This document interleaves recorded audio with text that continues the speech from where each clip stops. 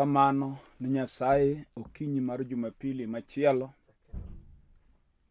Ago erokamano ni Nyasaye okinyi mar Jumapili machielo ma Nyasaye ochako timo mondo achak abed TV mar Lolwe ka watudore kodi achiel kachiel in janeno mar Lolwe TV wach Nyasaye ma Nyasaye omiya kendo gi Jumapili ni. En okinyi machielo ma Nyasaye ochako timo mondo wachak wanenre kodi kendo wachak wasom to wapuonjre wach Nyasaye asto walam Nyasaye. Ang'eyo ni nyaka ne piny ru nyaka okinyi makoro an babet e studio ka. Lolwe TV osemiyo jotich Nyasaye thuolo kendo wach Nyasaye oseyal kokalo TV ka osepuonj. Wasewinjo wende mag pak mag Nyasaye kendo wasegwedhore kata in iwuon e dier odi kanyo isegwedhori kendo Nyasaye osekonyi e weche moko ma Nyasaye no ikoni odiochieng' ma kawuono. Mano emomiyo walamo Nyasaye ni TV mar Lolwe ni mondo Nyasaye omed gwedho tijni malach kendo ting' TV malo. Ogwedh CEO mar Lolwe TV kuom thuolo mochiwo ne jotich Nyasaye mondo wayal injili e TV ni kendo wach Nyasaye ochopi e dier odi kanyo. Nyasaye ogwedhe management mar Lolwe TV gi joma tiyo te kendo TV mar Lolwe omed dhi malach nikech mondo wayud thuolo ma kama en ng'wono. Okinyi ni an be Nyasaye ochako kela kendo abedo ka mondo watudre kodi e wach Nyasaye. Emomiyo akwayi ni kaw thuolo masani mondo ibedie piny thuolo matin ma Nyasaye omiyani mondo wasom kodi wach Nyasaye mondiki to walam Nyasaye ka watieko. Emomiyo kaw mumbi ibed piny wadwaro somo mondo walam Nyasaye ka watieko. Kapok afulo nyinga anyalo wacho ni kawuono kendo be wan kod chokruok maduong' e piny Kayole kanyo kochakre saa 6 kawuono. Wadhi bedo e piny Kayole kanyo gi Lolwe TV gi jotich cho. Omiyo warwako ji te man Nairobi manya yudo thuolo mondo ochop e chokruok wadhi timre e piny Kayole. Kendo ang'eyo ni Nyasaye dhi gwedhowa malach ka wan e chokruogno. Nyinga an Bishop William Abol, an jalego moro malang' e piny Siaya County. Sani an e piny Nairobi ka ema adakie kendo atiyo tich Nyasaye e piny Nairobi ka. Nyasaye notimona thuoloni mondo abed e studio ni kawayalo kendo apuonjo kuom wachne. Kaw mumbi mondo wasom kendo gokinyi sani e wach mondike Muma mar Mathayo. Adwa ni kaw mumbi mondo wasom kamoro achiel e Muma mar Mathayo. Wabro somo e Mathayo 13 matindo 24. Mathayo 13 matindo 24. Muma wacho kama: noketo ngero machielo e nyimgi kowacho niya, pinyruodh polo porore gi ng'ato moro manochuoyo kodhi maber e puothe. To ka noyudo ji nindo, jasike nobiro mochuoyo ogolo bende e dier ngano. Kendo noa odhi. E kaka ite notwi kendo kaka ite notwi monyak, ogolo bende nonenore. Wasumb wuon pacho nosudo ire mowachone niya, Ruoth, ok ni ichuoyo kodhi maber e puodho koso, to ogolo mantie oa kune? Agon Nyasaye erokamano. Mane wach matin masomo kendo kanyo ema dwa nawuoyo gokinyi ma kawuono. Jumapili mokalo nyocha ne apuonjo kuom wach madwa nadhigo mbele kawuono kendo mane wasomo e Muma mane wacho ni duto ma wuora ma ipolo ne ok opidho obiro pudho oko. Mae topic madwa ni mondo apuonj gokinyi ni kendo kawadhi mondo kwachope giko to walam Nyasaye kiwinjo tiend wach ma Yesu ne temo wuoye. Nitie ng'ama iluongo ni jasigu mok dwar ber e ngima ng'ato. Muma wacho ni Yesu chieng' moro oporo wachni kowacho ni ochalo kod jal moro manodhi mondo chuo kodhi e puothe. To ting'o kodhi mabeyo ma seche moko en kodhi monyiewo mni duka kodhi chuoyo e puodho. Mopuro puothe moloso maber mokaw kodhi mabeyo mopidho kanyo. To otieno ka wuon puodho nodhi mondo nind to jasike mwacho ni jasik wuon puodho en be nobiro kod kodhi maricho to biro pidho e kind kodhi mabeyo ma wuon puodho nopidho. Lengo mar kodhi marach ma jasigu ne pidho ni en mondo kethgo kodhi mabeyo ma wuon puodho nopidho, mondo gikone to keyo kik bedie ma wuon puodho nyalo ago. Mane gimomiyo nobiro pitho, to gimarach kendo gi jasigu ni en ok opith godiechieng'. Wuon puodho puro godiechieng', loso puothe godiechieng', pidho kodhi godiechieng', lakini jasike to momwen en obiro mana gotieno to pidho make kok nene. Ibiro mana fwenyo ka koro kodhi no twi koro dongo inene, eke biro ng'e ni jasigu pidho kodhi moro marach ka. Mano puonj mar Yesu ma Yesu wacho kogoyo ngero. Okinyi wapuonj wachni malach mondo ka Nyasaye dimi ng'wono mar winjo tiende tiwinj malach. Wan kod ji kata mana mowar mawuotho kod wach Nyasaye, to nitie kaka noyudo wach Nyasaye e yo moriere kendo makare. Kendo warruok nowinjo gi tiende kiyalo kipuonjo manoyie, manoware. Kendo adier osewuotho gi wach koneno ng'wono kendo noloch Nyasaye weche moko. To nitie jal moro miluongo ni jasik ng'ato manyalo biro kod kodhi moro gotieno mochwo madongi. Wan gi jok mojachieno duogo pidho golo moko kata kodhi moko maricho e ngimagi. Makiny ka koro ichaki nono kata king'iyo tiyudo ka gin kodhi mok mi nying Nyasaye duong'.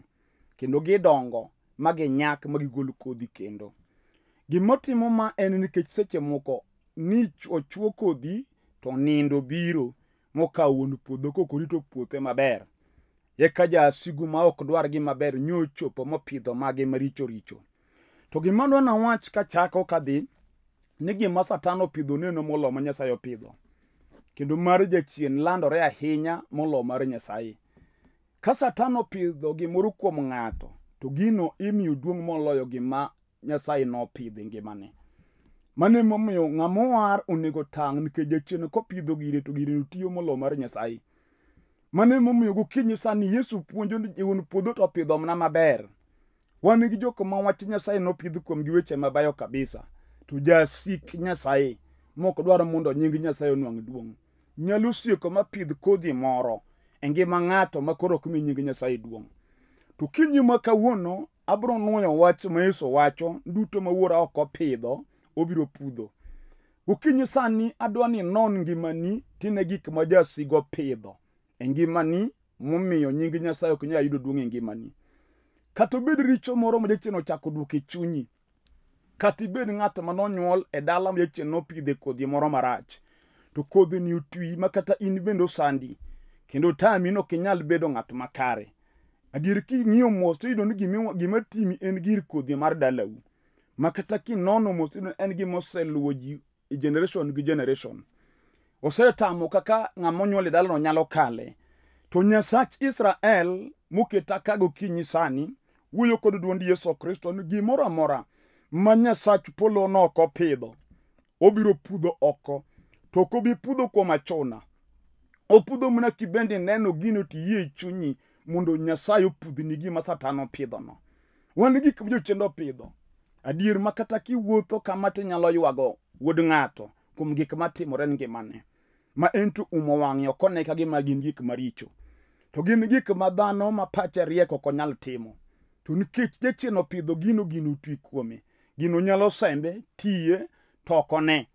Ma kata kaponi koro yalo wach Nyasaye koro kaka bet e studio kaka yalo ni, to tuom gire ma jachien opidho kuome to gino chwanye. Nyalo miyo sim TV kata wuogi ot kanyo kondakre kodhi, kech otaj gimotimo. To gimotimo no be kata kobet piny to ok en gima mi Nyasaye duong'. To be gino ok miye duong' kata e kind ji. Lakini gino jachien opidho kuome, jachien nyise ni mane gire monego ben otimo. Wan gi ji ma kata kiwuoyo adier ni koro idwaro taj chode ma koro ketho od dichuo moro. Mamiyo dichuo nyalo weyo chiege gi nyithinde to bayo oko. Numano kotaj to winjo ka chwanye. Kech mano kodhi ma Satan opidho ma jachien oketo e ngimane. To ok onyal fwenyo ni gino en gima jachien okelo mondo otiekego. Yesu puonjo e mo mar Johana Injili 10:10. Owacho ni jakuo ok bi to mana mondo kwal, aso negi, lafu kethi. Mane tij jachien. Koro sama obiro mopidho kodhi moro kuom ng'ato, lengo ne en kwalo ngima jalni, asto nege to ketho kare chuth. Koro gimoro amora ma Satan opidho, kaka ng'ato yie ni Nyasaye mondo pudh gino oko, to giko mar gino en tho. Kaka ondike Mumb Nyasaye ni msara mar richo en tho. Koro wan gik weche no pidhe ngima dhano, matamo dhano dhi maber, manyalo ketho nying ng'at ma ji oluoro, mamaye nying kind ji. Kata koro kowuotho kata kochung' to ji wacho weche moko kuome nikech nitie gima jachien opidhe ngimane maneno. Wacho ni gima Satan opidho neno molo gima Nyasaye opidho. Omera sama jachien opidho chuny kuo kuom ng'ato, gino biro landore e piny te winj ka chiemo ilando nyaka TV ni ng'ama kama ma jakuo en wanted. Mano gima jachien opidho. To warruok mar nengo to onge chieng' manonji kiali TV ilando TV moro ni ng'ani owar. Lakini ng'at ma jakuo tibunjo kilando TV en ng'at ma jakuo. Kendo igolo piche manyiso ji ni mae ng'ama rach monego ji. Sama Satan pidho gino to ng'ato kawe en gima tin. Lakini giko gima jachien opidho en mondo negi kode. Koro muma wacho duto ma wuora ne ok opidho obiro pudho. To obiro pudho ni ng'ama oyie mondo kaw Yesu Kristo ma wuod Nyasaye kaka jawar mar ngimane. Jachien nyalo pidho chuny moro kuom ng'ato ma kowuotho to chayo ji kabisa nikech oneno kodhi maber. Wan gi jomoko matiyo maber, en go pesa, en go mwandu. Koro mwandu nego pesa ema oketo mbele, ji duto chayo. Gik motimo gin gik ma dhano marieko konego tim, lakini ok nyal kwere nikech oneno ng'ama lich ahinya. Wanyise no ber nikech neno ka gima chunyi oyombo ji kaka chal, to gikone ni jachien to kibi yombo. Be kati chayo dhano Satan ok nyal chayo, en to biro dwanyi. Mogikone to wich kut biro loyi nyaka kuom joma nye chayo biro duoko ni wach. Kit gima Satan opidho ngima ng'ato gino ok opidho mondo iyud go duong', to pidho gino mondo negi go. Jakuo ok bi to mana ni mondo kwal unegi alafu kethi. Mani tich Satan. Koro kata kiyalo wach Nyasaye, in bebed piny gokinyi sani ne gik jachien opidho ngimani. Nikech Nyasaye kanochweyo dhano e puodho mar Eden moketo dhano kanyo, nok ochweyo dhano ma jaricho. Dhano ma Nyasaye nochweyo ne en ng'at makare, machal gi Nyasaye, mawuoyo gi Nyasaye, modak gi Nyasaye. Ne richo onge kuom dhano. To jachien ma japidh gimoro sama Nyasaye onge, nobiro mowuoyo go dhako e puoth Eden mondo pidh richo e chuny dhako kod dichuo. Sama nopidho richo kuom dhako ma dhako timo gima Nyasaye odagi, momiyo chwore bende odonje. Gini nomiyo Nyasaye nowe dhano, maricho noyudo teko matawala ngima dhano. Sama richo nodonjo, Nyasaye jachien noyudo thuolo mar dak gi dhano kendo sando dhano. Gima Satan rachgo en kobiro dako to biro dako di mondo sandi. Nyasaye to kobiro dako to biro dako di mondo riti, ogwedhi kendo mi kwe. Satan to donjo kuomi mondo miyo sandi. To ji mang'eny owalo rieko jachien to gidagi Nyasaye, kendo wach Nyasaye chwanyogi. Makata kiyala diera mar warruok mar nengo, to nyaka wan joma war seche moko weche moko chwanyowa. Nitie ji mang'eny mopondo ka gimowar, to gipondo gi riekni moko magiricho magitimo. Kendo richo neno kotaje to chwanye. Wenyise niya, Nyasaye ok inyal pondone, kata ipond kanye ruoth neni. Kendo onge riekoni madigeng'rigo ni Nyasaye mondo Nyasaye kik fweny timbeni gi kiti kaka ichal. Nyasaye neni maler kendo ng'eyi kaka itimo kaka iwuotho. Mano emomiyo kata Satan opidho chuny mane kuomi, to negigo badi piny ne Nyasaye nyise ruoth nona, kama jachien dopidhgo kodhi moro marach kuome, pudh gino oko. Nikech Yesu chieng' moro puonjo niya, ber mondo idhi e polo kin onge dendi kama chielo kata kin ng'ol, moloyo dhi e mach gi ringri duto te. Owacho ni ka wang'i ema mi idonje richo, ber mondo igol wang'i no oko. Ber mondo idhi e polo kionge wang'i achiel, moloyo dhi e mach gi dendi duto. To wan gi ji mang'eny mok dwar yie mondo Yesu tawala ngimagi gadiera. Kendo gik jachien opidho gitimo mopondo ka giparo ni Nyasaye kia. Muma wacho ni jachuoyo nodhi ochuo kodhi mabeyo godiechieng', to jal ma jasike nobiro gotieno to chuoyo kodhi maricho ka je nindo. Wang'eyo jochiende kaka tiyo kendo kaka gipondo gi rieko mopondo ka gimako ngima ji. Kata miere mang'eny ma sani jachien omako gi chandruok, moko gin kodhi manopidh gotieno ka je nindo. Sama jaduong' moro ma jajuok mano piny mar tieko gweng', ne otimo gike gotieno konego yaut ji, koparo ni ji ok nene. Ajir ji nek neni sama nitimogi. Tachien niwinjo kiywak kod nyingi ni neko.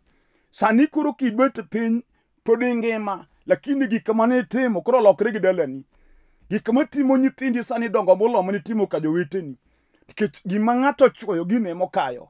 To mae momiyo wanyalo ni warruok mondo iyie kuom Yesu manyalo pudho kodhi marach mar juok bechino pidhe ngimani. Momiyo wan gi ji moko ma en ok odwar kata nyathi wadgi mondo odhi maber.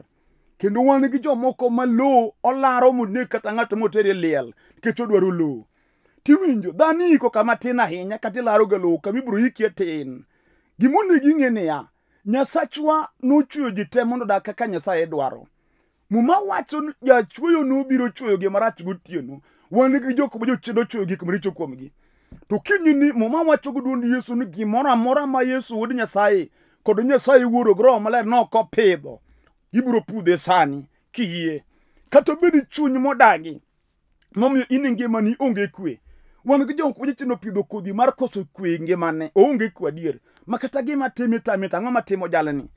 En ng'ama kata wuotho e barabara to wuoyo kende wiyo ti. Chandruok oromo chunye onge mor. Wan ng'ama kanyier to nyiro mana kama inigi jut lakini kodong kende to ywak. Miyudo ng'ama duong' ywak ka nyathi matin pi wang'e chwer. Nikech nitie gimoro matime motame kaka onyalo konyo. Jachien masani chieno piny dwaro mondo ji mang'eny ji te owinj wach Nyasaye. Nikech jachien sani inwang'o ni ng'ama duong' mariek wang'ore go mach e ot matho. Mono gore gi risasi miyudo ko baro wiye monegore kende. Iyudo ka ng'ato maduong' moriek mosomo iyudo kodere gi tol. Tami to ng'atni gimuchope e derruok en ang'o? Ok nikech en ema chandruok opok noyudo ga ji. Kech seche mogi ma ng'ato dere ni en gima kata king'iyo to en gima ji te kale. To mare ni jachien nyise ni lich ahinya. Gimomiyo ma ichope e derruok ok nikech gino lich moloyo mosega yudo dhano. To nikech kodhi ma Satan opidho dalagi en kodhi mar chuny mar mrima mar derruok. Mama gokinyi sami neno kayalo kani. Jachien nyalo keti ma in wach matin kochwanyi tineno mondo mi tho. Mano bende gima nyalo sandi matami dak kod kwe. Mano gima Satan opidho. To lengo jachien kod gima opidho no en mondo go kod yetho. Maybe chuny maseche moko satamo mine mang'eny dak kod chuo. Kichwan gi mine moko maseche moko en gima tin kotimore kinde kata gi chuore to iyose wang'o fundo gi keno a. Ken jachien mar wuoth mar koso dak gi dichuo dak kode. Mano gima Satan opidho ngimani. Tiwinjo gino biro go kodi marach. Kidwang'e no biro go kodi marach to ng'inyimegeni. Kata weyinigi mana wan wuotho gi chunyi no. Moko nyo jachien no dhigo modhiro mogiko to idhiki gimi tok dala. Kaka makro tergi onge. Kech nyo jachien opidho kodhi no to tieke go. Dogu kuom Yesu gokinyi sani. Japuonj nyalo wari mapudh gima jachien opidhe ngimani no. Mochako timni ng'wono mibed ng'ama igeno. Onge gima tamo Yesu timo na ng'ato ka ng'ato yie. Kata jachien no pidho mana nitie miere ma Satan opidhe kodhi mar mer. En mer ma ji mer te nyaka dayo muti mer. Yudo ka dayo molo go chonge ka wuoyo kende ng'ato moko nego bed ni madho kong'o. To en kong'o mo akadayo to gik nyaka kanye kwayo. Gitemer mondo kodhi ma jachien opidho. Inyalo thuthni go kong'o mondo iwuogi kong'o tiyudo ka kong'o ywa iduoki aduoka. Kata tem anto wang'ni ok adwar mondo achaka madh kong'o kendo. Tipo ka gini chako duoki mni kong'o. Gima timore ka nitie kodhi manopidh mapok opudh. To mondo mi opudhe in wuone ma nyaka amwe ngimani. Moja dira na seneno gima kodhi ni osekeli rembwa. Asedino kaka wuora ne en ng'at mane jamwandu. Mane tiyo mane kod pesa mane nego we gik mineno. To kodhi mar mer makoro makani nyomi wuon rotho ka ng'amoko tiyo. Ka kong'o nyoketho gik moko te alwete modong' nono. Abi kodhi nyochako twinge mana choma ni mondo ago ka onge gima ber. Inya dwaro Yesu miyalo mondo iyie kuom warruok. Misarenda kata gokinyi sami winjo ka yaleni. Inyalo winjo ka wach mawuoyini donjoni. Tinyalo yie chunyi kawuono ineno kaminene e TV ni. Nyasachwa muketa kana gi teko. Onyalo kale TV kama timni hono mar waro kider odi kanyo. Moje chendo kong'o mesandi nogo nduru mawi kami betieno. Kech nyalore. Kata jatino sembi matinde ndo keti ura mar kwalo nyaka gik mane ot kidhi uso mondo imadhgo kong'o. Nyasachwa pod jadiera. Muma wacho ni gimoro amora ma ura no kopidho biro pudhe. Kawuono negi yaw chunyi kami betie kinena. Kata biro chunyu malaya muma kinyathi manyako. Mome inido mna chuo mami ich to makendi madak kodi onge. Adiri nigi wich kuote kind meseni kanyiri mane opon go ni ka chuogi inti dong kigo pamo. Jachien odagi ni no kiyud odi. Mano gima jachien opidho kwe mautho kodi. Omiyo kuro mi family meeting tini ngero ma jigoyo. Unyo kadha no wuyo mna kabani wach. Idongo kendi ka ng'ama ok nonyuol kod ji. Kech wan ng'ato monyuol kod jowadgi to jowadgi oweye. Gimomiyo jogi oweye en gima time. Ji ol kode. kata nyathi ma wuoyi jodala unyalo ol kodi makoro kata gonyo ni polisi omaki to ng'ama dewi onge wacho ni oromowa gimbe chino pidhi mi jogo nyaka jonyuolni to Nyasachwa moketa e studio gokinyi sani nyalo pudho gino oko matimni hono. Wan gi nyithindo moko mokonego yudo timbe maricho adien nikech ngima modaki kata dala gi wuon gi otimo ne gimoro amora. Wan gi miteri skul machune school fees te itimo ne shopping kako nego otimne gimoro amora madwaro wuon gi miye. Kata kamano gima jochieno pidho tamo nyathini somo. Moko be mni university ese the university kar mondo somo graduate jochieno tame somo. Miyudo ka ng'ato dong kata gwan iya to graduate to timo penj mar wan iya no kendo tamore. En ng'ama mkora makoro pundo mna ji. Gima jochieno pidho no biro lalo ngimani. Duogo kawuoni bedo penj mondo ne kaka Satan sembi. Ti wach da dier jal moro no pidho kodhi marach ngimana. To kodhi ni sanda oktama da kod kwe. To iwinjo kiyalo ni Yesu nyalo pudho kodhi ni ngimana. Yie gokinyi ni makang' welemo. Tidhi chongi kiting'o badi tiluong Yesu mondo war chunyi. Tibo neno ka gima jachien tie ngimano biro weyi sani. Kato pidho mna jachien motami ni higa ka higa nyaka ibed matuo. To tuoni ne en tuo makogoyi to pesa mitiyogo hospital en pesa maduong'. Midong ka project monego konyo kenyalo loso.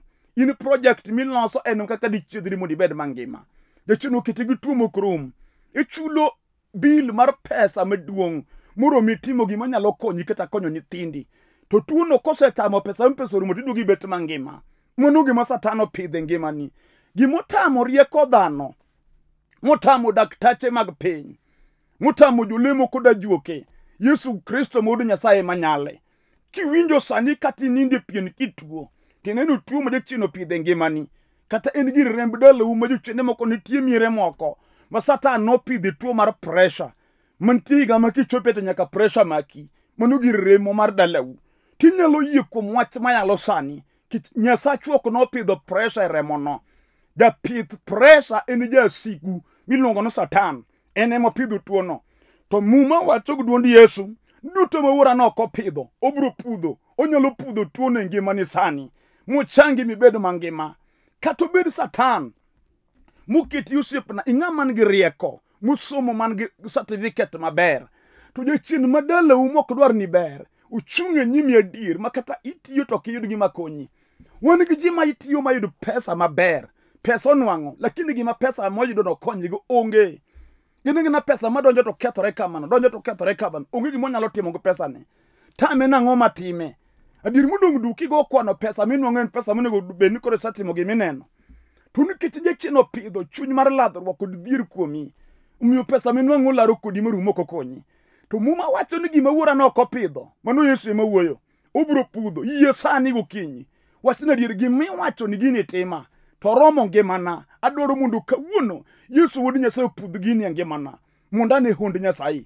Kato be chuny mawuotho kodi dichuo. Eno pidho chuny musumba kuomi makati yudo nyar ng'ato moyie dak. To kudag.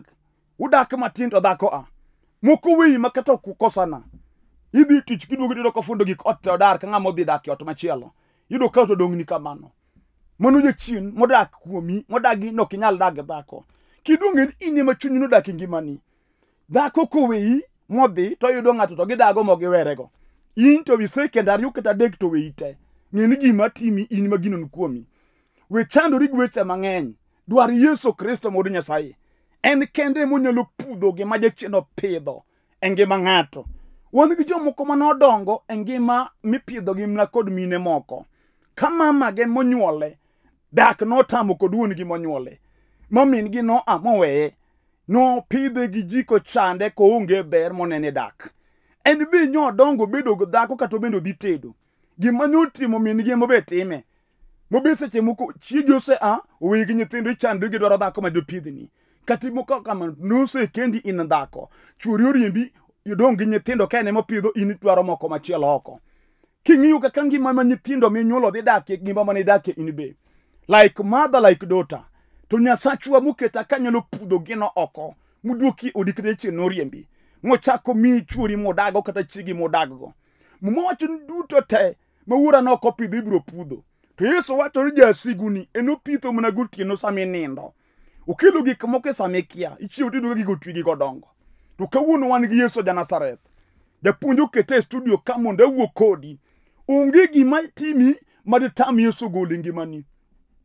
Ini mapok iyie mondo ikaw Yesu Kristo kaka jawar. Aja wachga seche moko ni pok waneno ng'at mowar mawarruok otimo raura. Ni koro ng'at mowar mawarruok otimore ura makoro wuotho ka wuoyo kende. Warruok loso mana ji. To ra mar piny to asaneno joma gimara timo ni ji. Waneno kati TV kilando nwa kongo ga kongo si bia imara kama Simba gik makamago. Wawinjo kiwalando gi TV. Lakini ok nyiswa jok makongo muko lake gi madende ji war ka jakuo chwad go waya. Mano to ok nyiswa. Lakini wach Nyasaye to loso ng'ato. To ji mang'eny odagi wach Nyasaye. Dhano neno piny gik piny ka gima dhano nego tim. Okinyi ma kawuono ayalo ni warruok. Maki yekuome to oko jalisha ni kali ang'o. Oko jalisha nang'o matimi. Nyasachwa biro goli e lwet gik matimore go sani kiyie. Non chunyi tin fweny gima Satan opidho. To wach ni Yesu Kristo modu Nyasaye ni kawuono japuonj pudho gima jachien okete ngimanani. Kato bedo morema, kato bedo mana gombo mar piny, kato bedo lweny ma jachien oketi ni gori mna gi. Kato bedo kesran mowuotho kodi kuonde te midhiye. Kato keti ni in kod rejection spirit. Maka moro midhiye ji ok dwari. Kawuono yie kuom Yesu mayalo sani. Udwa pudho ugolo ma jachien opidhe ngimani motami neno kwe. Adwa no lam Nyasaye kod ng'ato ka ng'ato mobet piny manena. Kati bedo nyathi skul ma jachien opidho fuoyo bwongone. Nyithindo weteni kalo penj ini ywa ip. Seche moko ni riekare ki klas to gikia kama fuo anie. Papa katinde in kar muri duog grade ma duogo mna gi E duogo mna gi D. To kani chako somo ni yudo A ni yudo B. Jachien oketho rieko mani ngomo rwako fuo pachi. Yesu dwa pudho gima jachien opidho no sani. Adwa lamo kodi Nyasaye. Iwuodi ng'eyo gimido ni Nyasaye otime ngimani. Kawuono yie mondo dhi chongi ting badi malo. Nyis Yesu ni Yesu war chunya mondo gol richo jachien time ngimani. Ka en tu nyis Yesu ni Yesu changa. Ka en tich nyis Nyasaye ruoth miya tich. Ka en odi emichino dagi no kinyali kende medagi. Kawuono lamo kodi Nyasaye. Nyasaye dhi yawo yori. Kato bende dhake mutami midaggo. Nyasaye dhi timoni. Walamo Nyasaye. Yudi yie mondo go chonge piny. Walam kamoro achiel. Wuro maler Nyasaye ma jaadiera. Ino kilokri bendo klo iwora. Ne dhako mogo chonge piny ka chunya lit kuom gima Satan sando kod ngimane. Dichuoni ruoth ero kamano kuom miyo chunyo fwenyo gima jachien opidhe ngimane masande. Jaduong' ni Nyasaye kata dayoni gisekulo wigi piny ng'ato kod ng'ato. Kaka jatichni kuom teko mar nying molo nying duto te. Nying Yesu Kristo ma Nazareth. Pudh oko gima Satan opidhe ngima dichuoni, ngima nyakoni, ngima dayoni, ngima dichuoni kata ngima jaduong'ni. Nyasaye erokamano kuom rio badi jal matuo ruoth change. Ayie ni setimo ng'ato ka ng'ato kaka giseyuak e nyimi. Duong' odogni manyaka chieng'. E nying Yesu Kristo ruoth. Amen. Muma wacho gi duond Yesu ni kaw udhi e nyim Nyasaye mulame wach moro. To bedru gi yien wach no osetimore kano bednu kamano. Ki kwayo Nyasaye wach moro, bed gi yien gino Nyasaye osetimo. Koro kake chaki dogi gima ni Nyasaye golie. Dhi mbele emomiyo dwar kanisa miyale warruok. Donj kanyo mondo iwinj wach Nyasaye manyalo miyo chunyi dongi. Mibed ng'ama war, ibende ina jatich Nyasaye monego yali injili, monego konyo ji. Jachien weyi kabisa mondo iti tich Nyasaye. Dwar kanisa miyale injili. Atieko kachaka fulo nyinga. An Bishop William Abol. An jalego Murmalanga e piny Siaya County. Dala wan matera skul kanyo.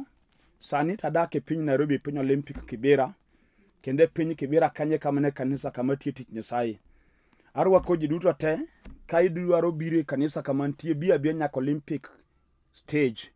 To go sime ka en Olympic stage mondo a direct ka gichope kanisa kama wantie. O kawuono en Jumapili. Wadhi bete church. Warwako ji duto mondo bedie.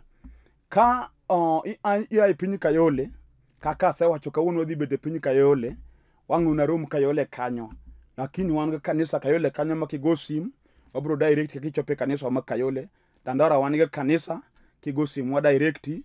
Piny Siaya County wan kanisa piny Uganya Sega, wan kanisa e piny Imbo Usenge.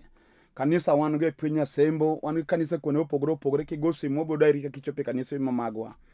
Namba mar sim mara en 0721 280025 0721280025. Airtel 0782495083. namba go te ni screen piny ka. An kod YouTube account mara ma subscribe tibo yudo puonj mag wach Nyasaye manie iye kanyo. Subscribe Bishop William Abol e YouTube account. Ibo yudo weche Nyasaye man kanyo. Bishop William Abol. This YouTube to search ibro yudo weche Nyasaye man YouTube account mara kanyo. O kawuono wan e piny Kayole gi jotich show Lolwe TV. Wadhi rado Kayole kigo simang' nwang'isi kaka waromo kama warome. Nyasaye mundo gwedhu nyaka Jumapili machielo. Shalom.